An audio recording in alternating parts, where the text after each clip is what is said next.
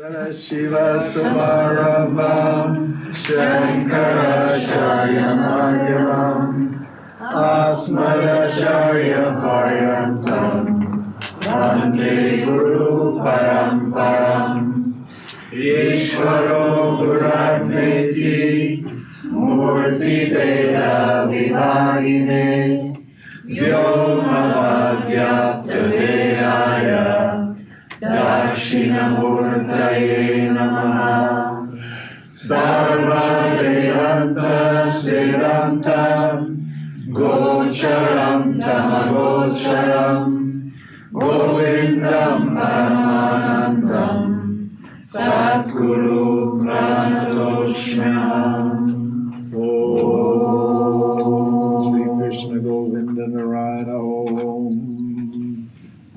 Okay. So we said that you move to get out of tamas, you need rajas, you need motivation and energy. You've got to get rid of that sluggish feeling, that dull, sluggish, lazy, procrastinating energy. You need to get some rajas. And that just takes willpower. You just have to, you don't feel like doing anything when you're tamasic. That's the point. You just don't feel like doing it. Even everybody experiences this all the time, regularly. This resistance to getting up and doing what you should be doing. It's normal. But if that's your predominant way you react to things, if you procrastinate and put things off and lack any kind of motivation to do things, you just do things because you have to do them, and because your whole life is going to be a total mess if you don't, then you need to just take yourself, by the collar and lift yourself up and shake yourself a bit and get on and do something. I know it's the hardest thing to do, but that's the only way out. You need the rajas. And then you get the activities going. You get that rajasic energy going. You start moving forward. You start experiencing some sort of change. Because tamas is just like...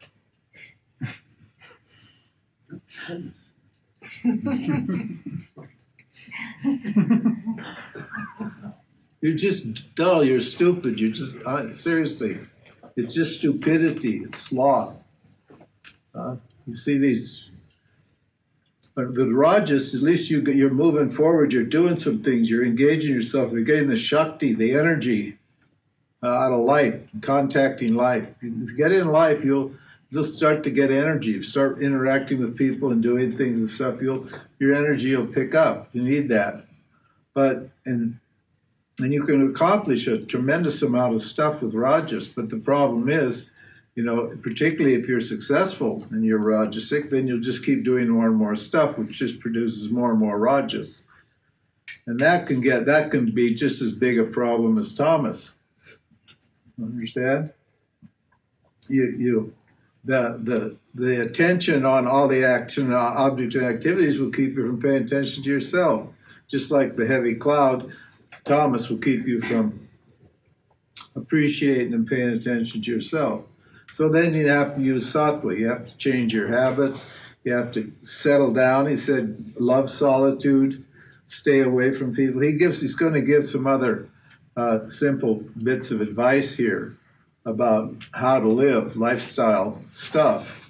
And then you get to sattva, and then when you get to sattva, there's a problem to sattva. You get attached to beauty, you get attached to ease, because things are easy and beautiful and truthful and happy and good when you're sattvic. In fact, most people get stuck in sattva because they feel so good. They've done their sadhana, they feel so good. They think, oh, who cares about moksha? My life is pretty darn good. They're healthy, they got friends, they're not in debt. They've got a little money and so forth and so on. Maybe have good love relationships with people, and they get comfortable. Bourgeois comfort. And they stop growing. Oh, and they get vain. They also get conceited or vain.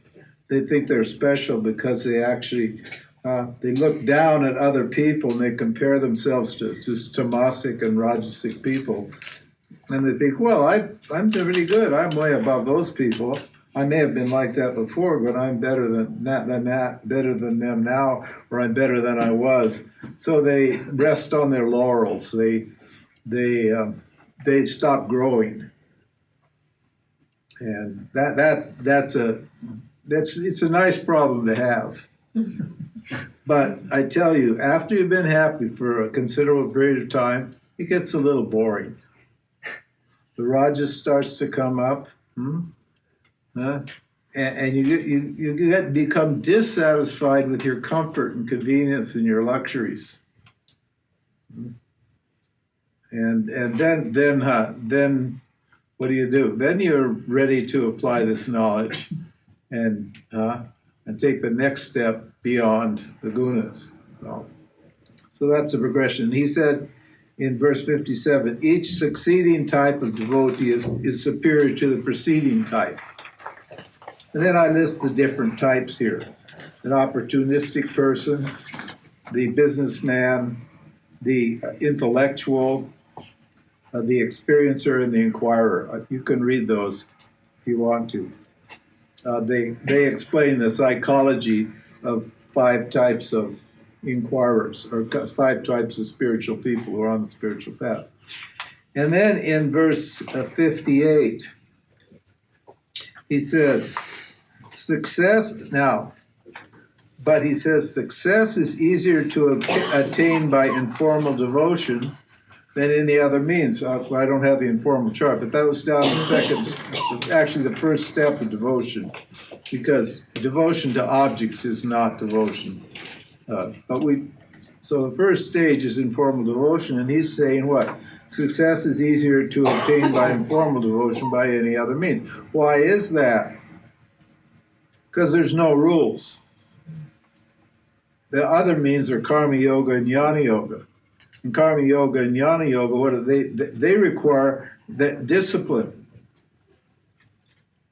Obviously, discipline is necessary. You need discrimination, devotion, discipline. You definitely need those qualities for success in anything. But if you don't have the discipline, then what do you do? If you don't have that discipline, then what do? You take to informal devotion. In other words, you just make a point of worshiping the Lord in any way you can. Of course, in any way you can, any God you want, right? You just start there, because he said that's the easiest. If you're a disciplined person, there's a tremendous sense of confidence and joy that comes when you are a disciplined person. Your self-confidence goes way up. And because why? Because you're doing the right thing for yourself. A lot of people feel low self-esteem, particularly in these cultures, but they think it's all related to their childhood and to their past and so forth and so on. But they don't realize that the way that you can the way you get to build your self-esteem is not to think about the past, but to do the right thing for yourself. When you start doing the right thing for yourself, then what? Then you feel good about yourself and your esteem grows.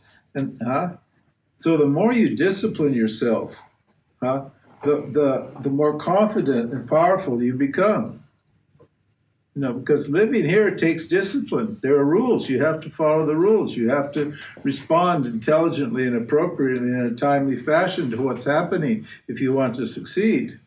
And it takes discipline to do that.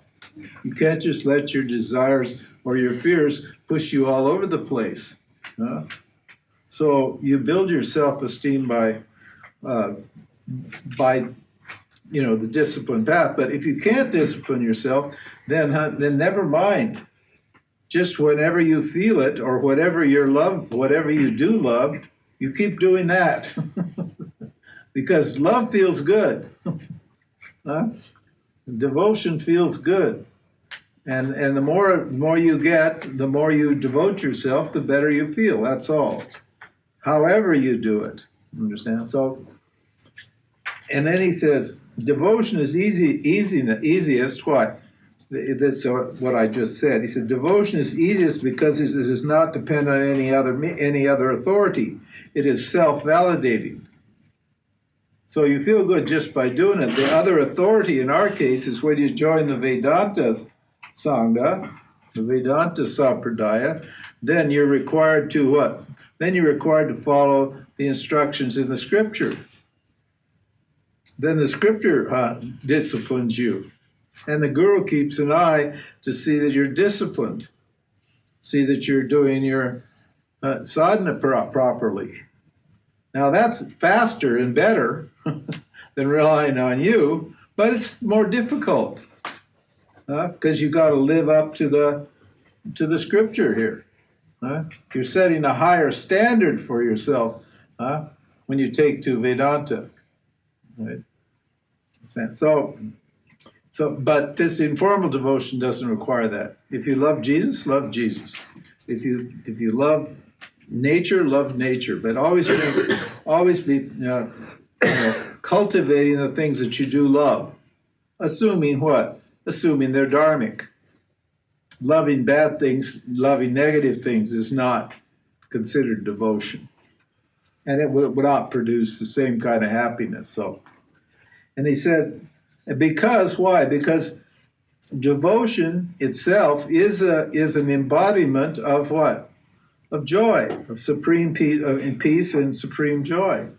The more you're really devoted to anything, like you're an artist, say a musician or an artist, these people get tremendous joy by what? Devoting themselves to art or whatever it is, or you're an athlete.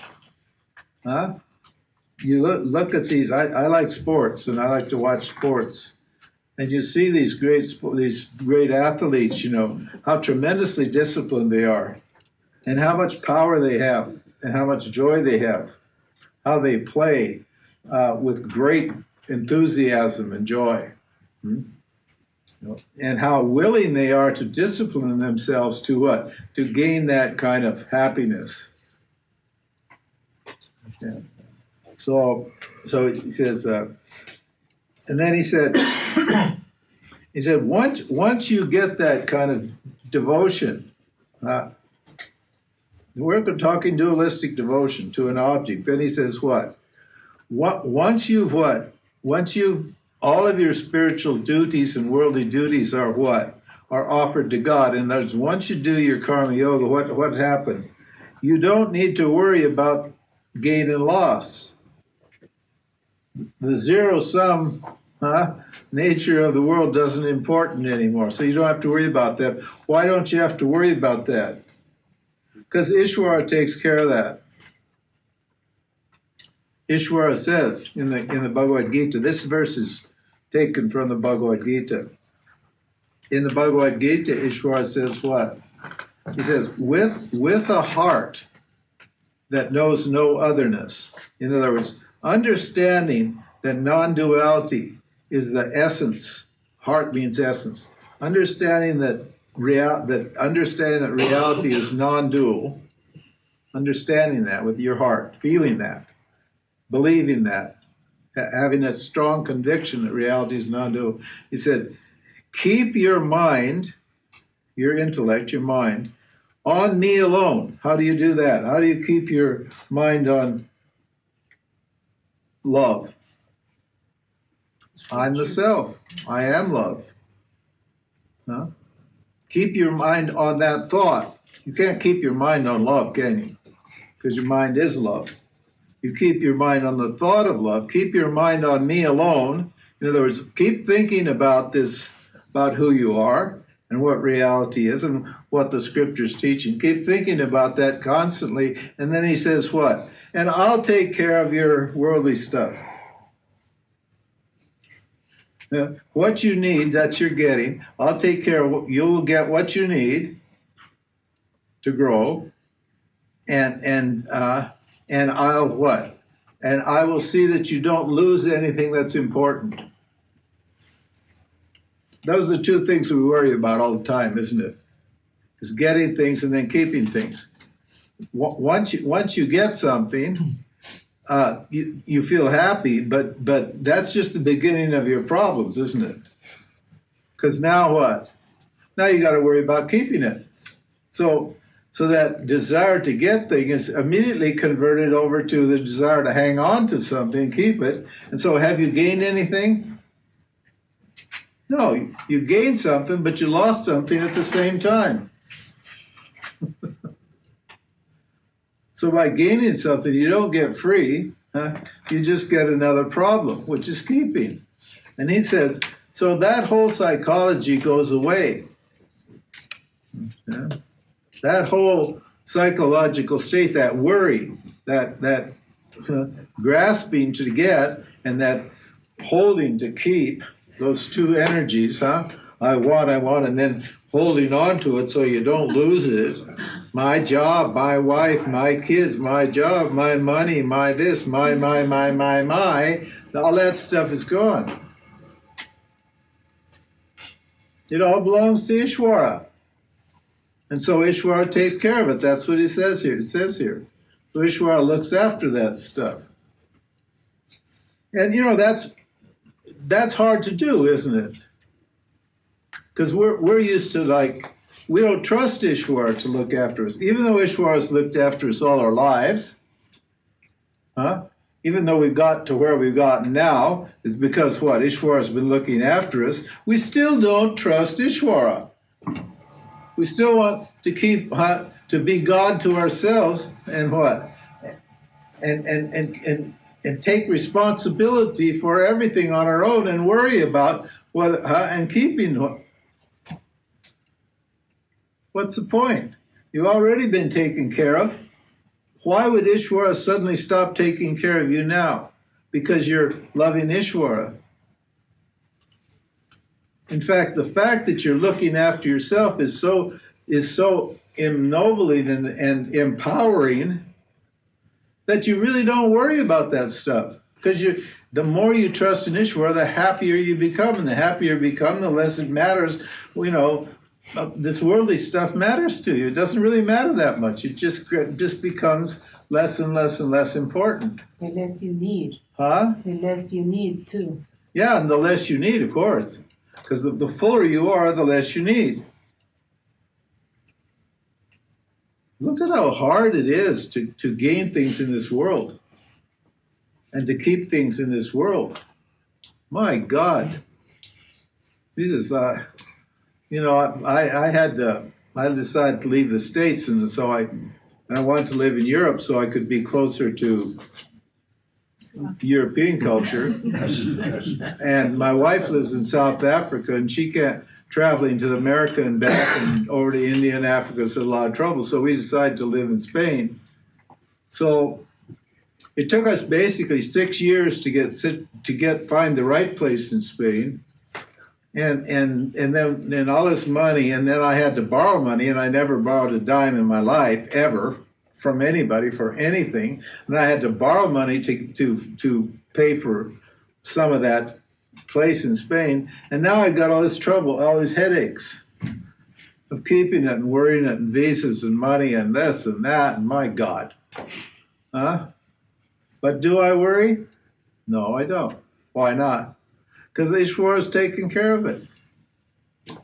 I just do what I can do every day, do my very best every day, and see what happens.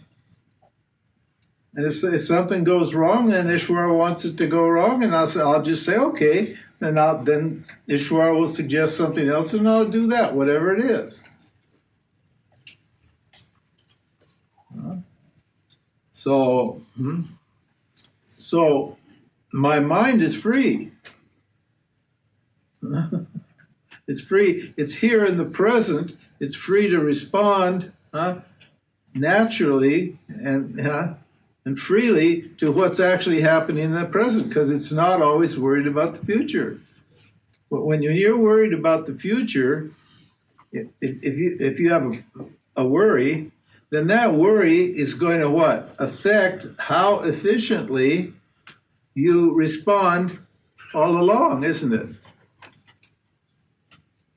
And it's highly likely that that anxiety will cause you to what? Not respond in an appropriate way or in a timely way. Your timing will be bad, and your so on. So the idea is to offload this to Ishvara, trust Ishvara. You say, okay, Ishvara, I'm loving you. I'm looking after you. I'm thinking about you. I'm serving you all day long. So you take care of your side of the bargain. And Ishvara takes care of his side of the bargain. You'll see. It's amazing. Huh? You think, oh, I really didn't have to worry about that at all. Because then here it comes. Huh? Yeah. But how can you say you have a headache? I never understood this when you teach this. How can you say you have a headache and you worry, and then 2 seconds later or 10, you say, oh, I'm free of that, you know? Well, one's the Satya person, the other's the Mithya person. I'm just dramatizing it. Huh? The Mithya person, the apparent person, has these problems, doesn't it? And a realized person doesn't have those problems. I'm helping you to contrast these two states of mind, these two types of thinking, these two people. This is all about developing your discrimination. So that means you don't worry. No, it means I worry, but I don't worry. Now, I see you look. Oh. That's what it says in the scripture. He does without doing. That's what the scripture says. He worries, but he doesn't worry. Yeah. Right? In the Mithya dimension, there's worry, but you're in the Satya dimension, so you're not worrying. You just observe the worry. Huh? It's from the outside, it looks like you're worrying. People say, they're worrying. But from the inside, you're not worrying. From the self, because you're the self, you're not worrying, because you know everything's fine. So you do all these actions, and people say, well, you can't be enlightened. Huh? You can't be enlightened. You worry about money. Huh? Well, does anybody in this room that doesn't worry about money? Nobody. Everybody. Well, good for you. I'm going to come and visit you. Or not. Huh? No, you don't worry about money, right? Everybody worries about money. Now, what's wrong with that? Nothing. You got to worry about something. Your mind is always worried about something, isn't it? But you know it's not really worry, don't you? You know it doesn't really affect you. It's just a game that you play with life. Huh? That's all. So you're saying the worry thought comes up and you are aware of the worry thought and therefore you're not worrying. Yeah, exactly. So that's right. From the self's point of view, it's not worry. Yes. Only from the outside point of view, it's worry. But who's doing the worrying? Yeah, that's my question. Ishvara. Ishvara is what? Insecurity. Because everything in this world is insecure. So it's appropriate to worry, isn't it? So blame the worry on Ishvara. Offer the worry to Ishvara if you're a person, even if you're not the self. I mean, if the world's always changing and you don't worry and you don't know you're the self, then you're in big trouble. Huh? Then you get just ground up. You'll end up like, shooting up heroin on the street and they'll pick you up overdose on fentanyl or something like that. If you don't worry. If you're a person and you don't know you're the self. If you're the self, well, hell, you're fine. So, worry means thinking. When are you not thinking? The Hindus were great taxonomists. The taxonomy means classifiers of objects. And they gave names to all the objects in the creation, including all the different species and so forth and so on. And when they came to human beings, they were kind of puzzled. What should we call these people? What word should we use to apply to humans? Because the rishis never thought they were humans. They knew that they were the self. Rishi's the self appearing as a human, but the rishi doesn't think he's a human. So the rishis who wrote the Vedas and the Puranas and all that, they thought, what are we going to call humans? And they came up with the word Manusha. And you know what Manusha means? The ones who think or worry. Huh? That's what they do. Huh? There's nothing illogical about it, is there? Why? Because everything's changing, isn't it? Now, for a dog or a cat doesn't worry, do they? Do you see dogs and cats worrying? You don't. You don't see any animal worrying, do you? No. Why not? Because they're not men. They're not men means Manusha. They're not human beings. Because they don't have an intellect and they don't know that the world is not supposed to change. They think the world's supposed to change. So any change that happens, they accept it. We think the world shouldn't change. We think, that it should be all perfect and wonderful and stay the same all the time, so we don't have to worry. But if you're in this, you have to worry because there's no other choice. Because the mind is always worrying, isn't it? It's always thinking. It's always going round and round. What's this? What about that? All the time. So the I is then the consciousness. When you say I worry, I consciousness show myself as worry. I appear as a worry. I appear as worry in the world. That's right. If you say I worry, then you made a mistake, don't you? Haven't you? Because the self isn't going to be worrying, is it? But if you say I appear as a worried human being, then fair enough. And if you appear as a human being, it means what? You're not actually a human being if you say that.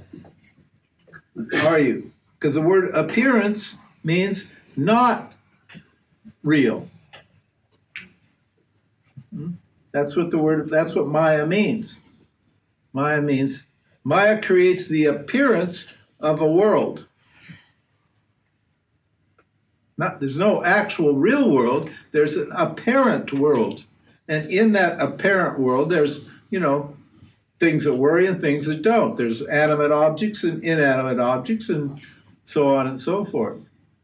But they're all seeming entities. They're not actual entities. Because when we start to drill down into them with our inquiry, we can't find anything there.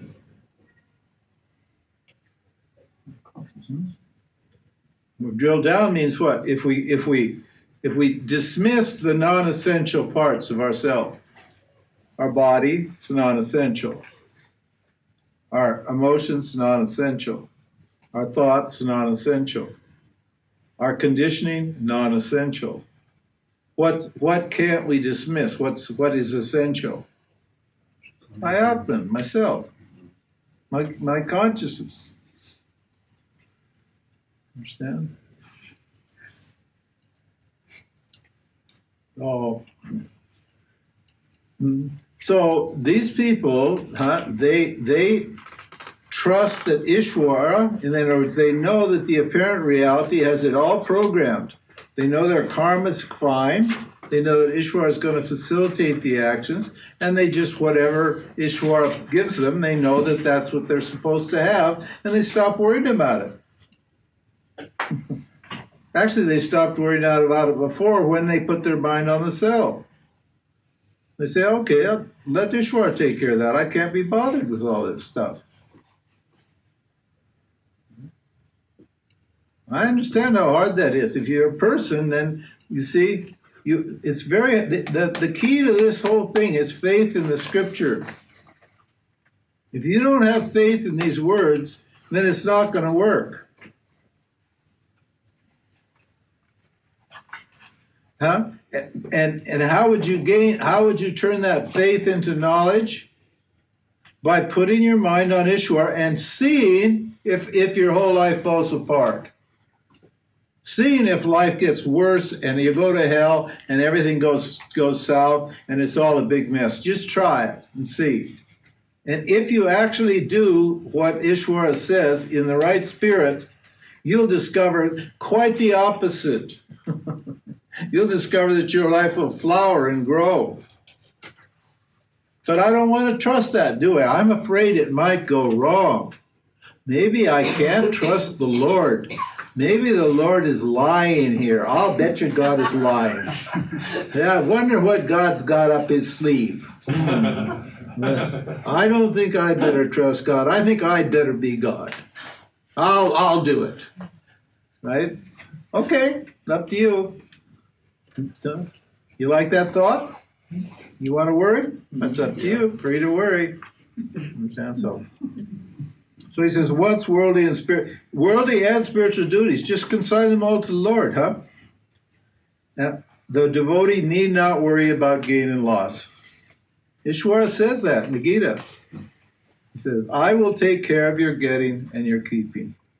There's this very nice quote in the Bible that says, seek to know the Lord, and all else will be added unto you. There's another one about the lilies, lily on the fields. Birds. Oh yeah, what does that say? You know that? Seek the lily on the fields and not.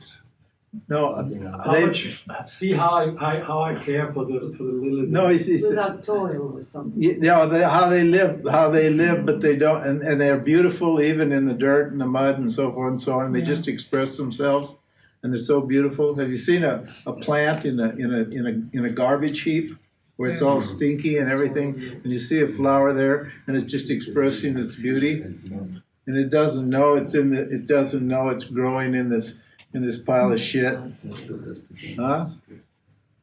Because it's not worried about, huh? It's just expressing itself. And your nature's love, so you should express love.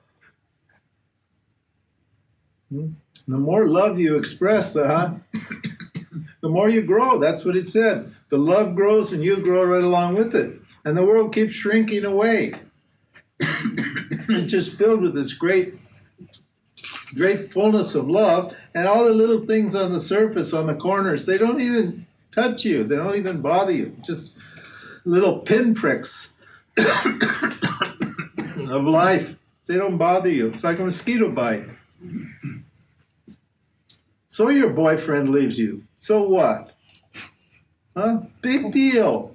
There's billions of boyfriends out there. If you need another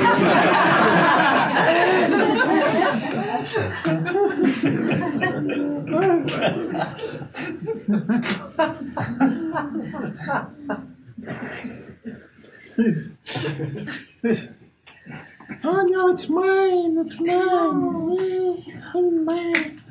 And so he said, but to attain non-dual devotion, don't abandon responsibilities in this world. In other words, don't just keep doing what you're doing. But and then what do? This is karma yoga. Just surrender the actions to the Lord. That's all.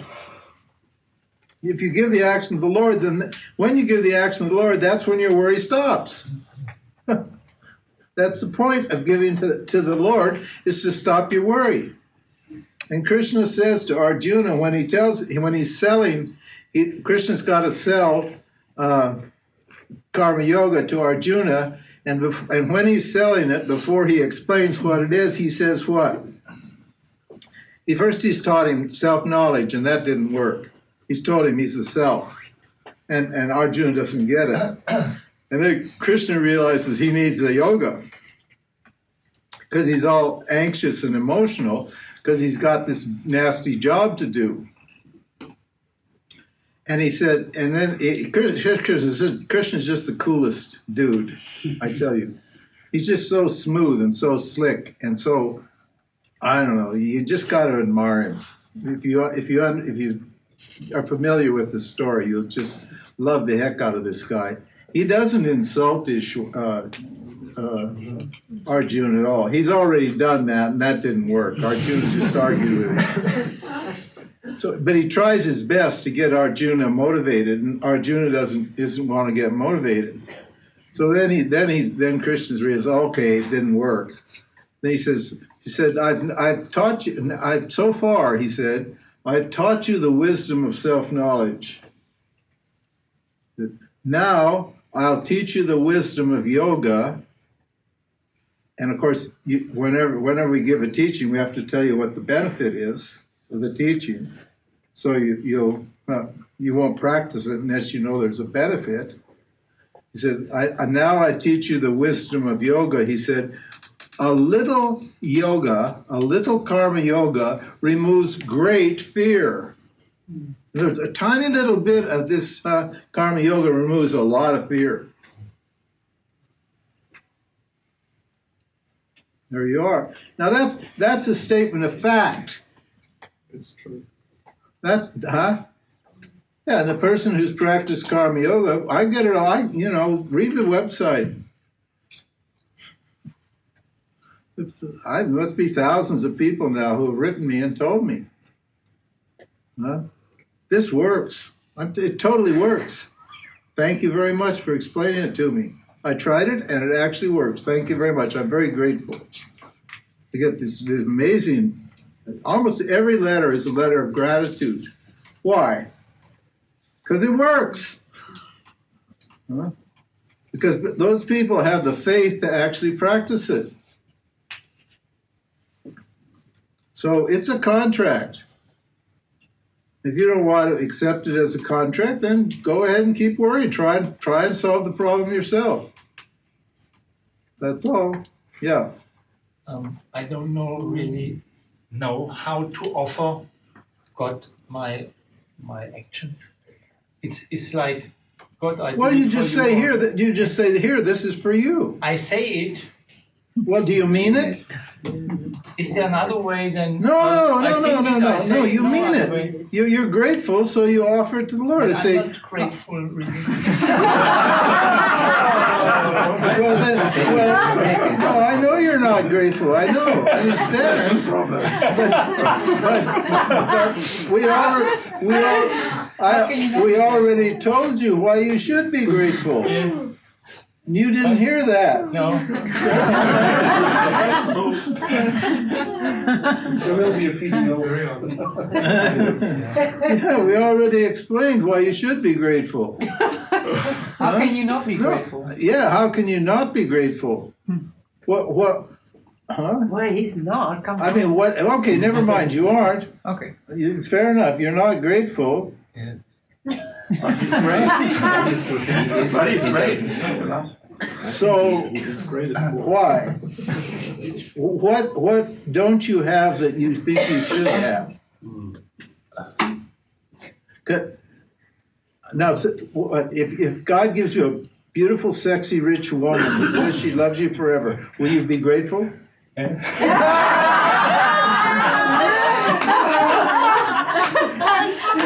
You're right, huh? That's exactly what it is. How do you know? Well, you will until you find what the downside is. But yeah, you'll be grateful. Yes.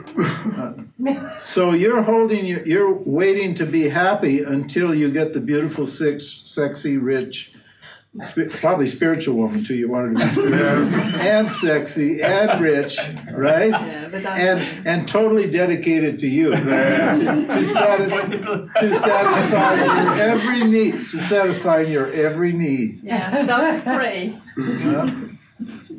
You know the story about the guy who was driving a car? He was a German. He was in Germany. And he just bought a new Mercedes-Benz. And he was driving a car through the forest, like here, a very nice area. And he saw a frog hopping across the road. And, being an environmentalist, he didn't want to run over the frog. So he brakes and he gets out. And he picks up the frog. And he's going to walk it to the side of the road. And the frog says, "Hey, excuse me, sir. Hello. I don't look like it, but I'm actually an extremely beautiful, sexy woman.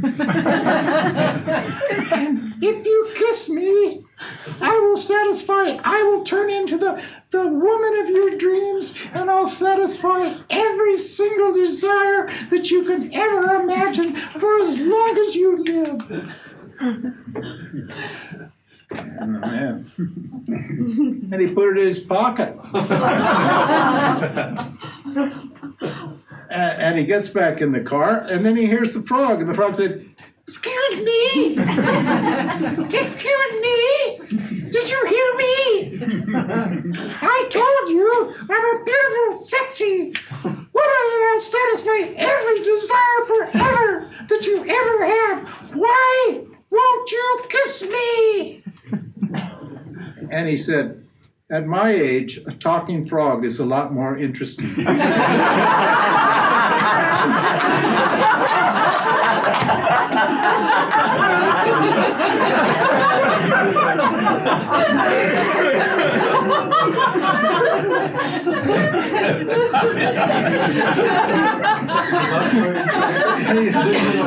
Sorry. It's a lot more interesting Than a beautiful, sexy, willing woman, yeah.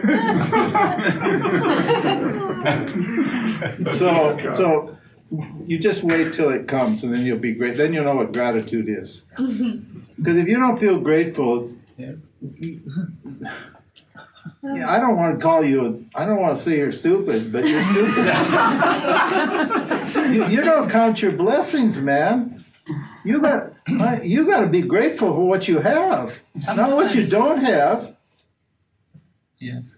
Huh? Well, what do you mean, no? Yeah, I mean, you say you're not grateful. Yeah. But you should be counting your, God has given you all this stuff, even here you are, the great Ramji's about it, teaching you. I put up with you for 5 years, man, and you are telling me all this stuff, and I still love you. And now after 5 years, you tell me you're not even grateful.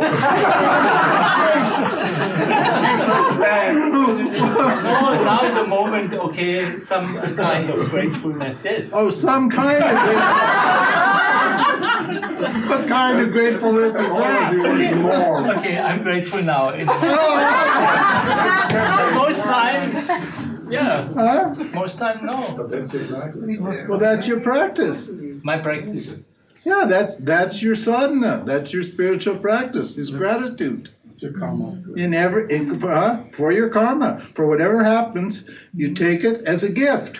As a gift. Oops.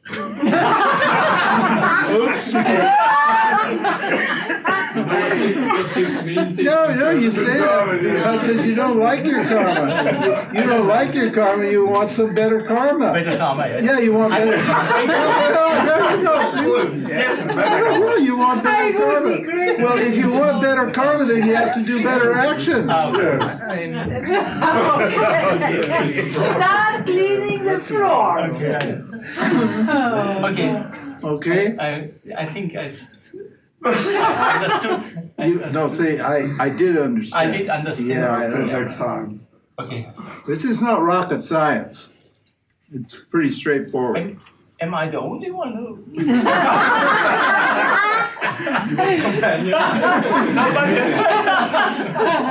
Okay, everybody who's not grateful, raise their hand. I think there is a part in everyone which is sometimes deluded and not grateful. Yeah, that's right. So From day sometimes to I'm day. also not And And when you don't feel grateful, that's when you practice gratitude. Great. Yeah. Okay.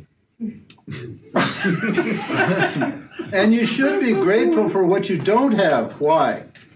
Because the Lord is keeping that thing away from you because it's not good for you. Yeah. If you got that beautiful, sexy woman, it would be the worst thing that happened to you, I tell you. Huh? Okay. Okay, no, I didn't get a lot of conviction in that. You'll find out, you must have had beautiful women chase you before. You know, You must, beautiful women must have fallen in love with you from time to time, didn't they? Yeah. You're a nice looking man, you're a beautiful guy. Yes. Why didn't they stay? I don't know. Because you weren't grateful for them. If you were grateful for them and paid attention to them, you would think they'd leave? That's love. Love is gratitude. People leave people because they aren't loved. You don't trust. Huh? You That's don't all. trust them. Huh? But you see, you're very honest. He said, I'm not grateful, and this is the beginning of ignorance. Like, I'm not full. No, that's the beginning of knowledge. That's honest. I love Narada because he's really totally honest. He's not covering up. Most of us are ashamed of what we are. So we cover it up and we pretend that we're something else, or we just don't want to talk about it. But that's purity. He's exposing himself. Yeah, that's right. That's a vulnerability, or that's purity. That means I really have nothing to hide. I really want to understand something. Understand? That's a beautiful quality. You are grateful. We are grateful. And so, but listen, you're not going to like this verse. What does it say? Don't chase money or entertain yourself with sex. Oh, no. It says, don't chase money or entertain yourself with sex. It doesn't say don't have sex, does it? Does it? Does it say don't have sex? It says, don't think of sex as entertainment. Okay, he said.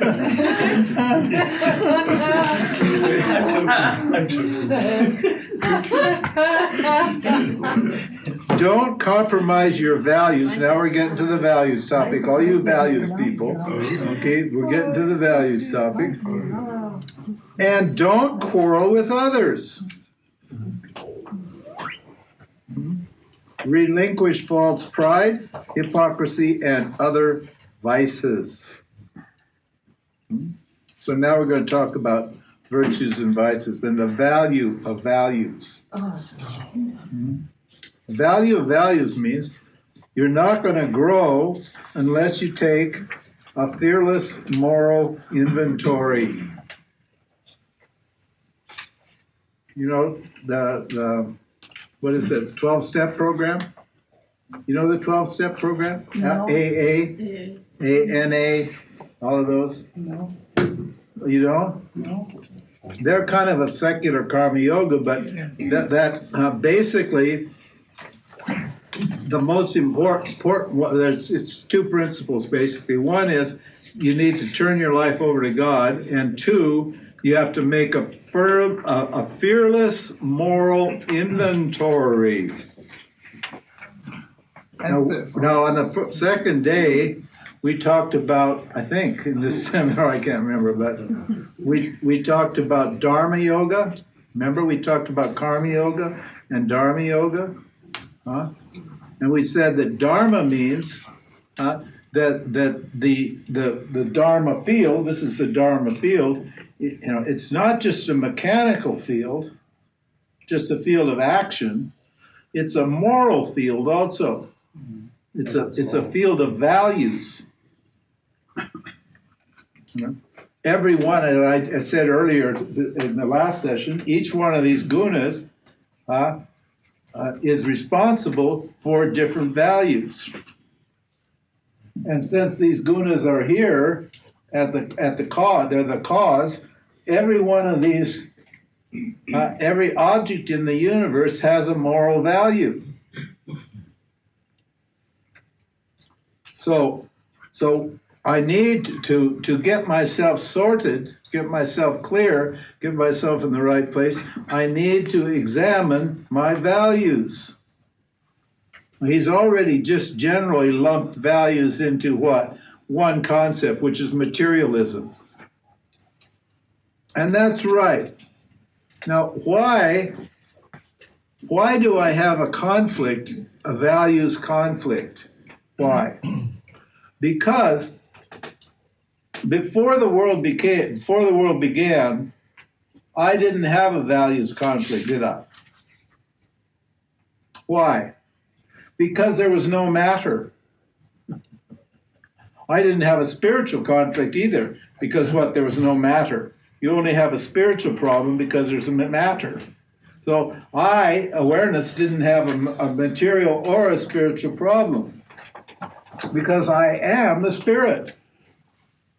And the spirit is totally pure. It's totally clean. There's nothing other in me. I'm pure. I have no parts.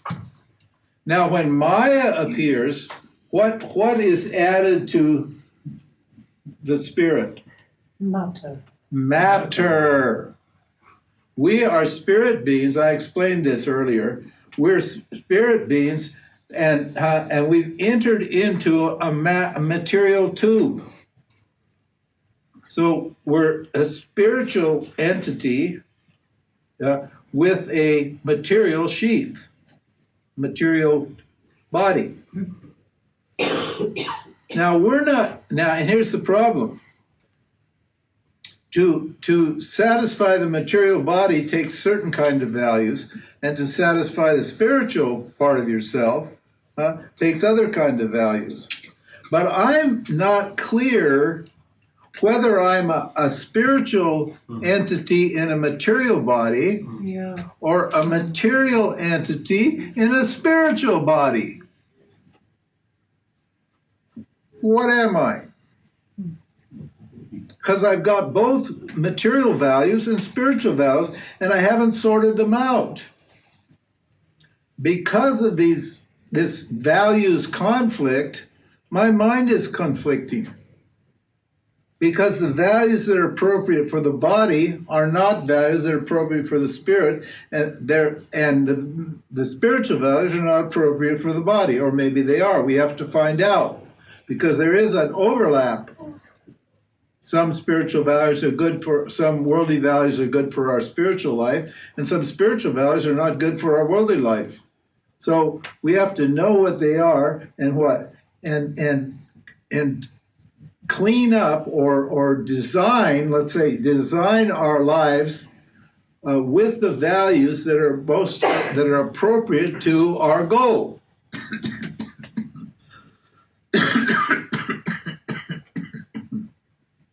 Understand?